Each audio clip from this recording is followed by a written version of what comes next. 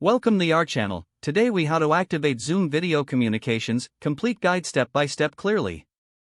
To activate Zoom video communications, start by visiting the official Zoom website.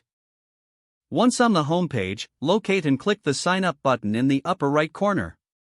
If you already have an account, select sign in instead. For new users, enter your email address and click the sign up button. You will receive an email to verify your account. Open the email and click on the verification link. This will take you back to the Zoom website. Now, set a password for your account to enhance security. After setting your password, fill out any additional information required. Click Continue to proceed to the next step. You may be prompted to invite colleagues by entering their email addresses.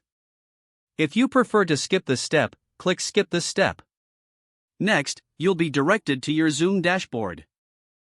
Locate the Settings option on the left sidebar.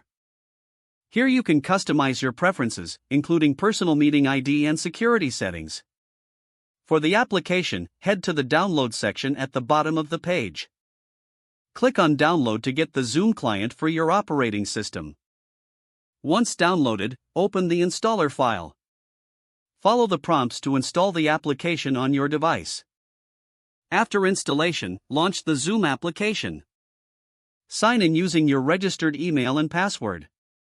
You can now set up your profile by adding a display name and profile picture. To start a meeting, click the New Meeting button. Alternatively, schedule a meeting by selecting Schedule. Fill in the meeting details, including date and time. Finally, click Save to confirm your meeting. You are now ready to use Zoom video communications effectively.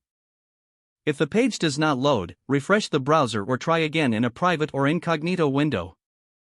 Make sure you are using the correct email address, then retype it carefully to avoid small typos.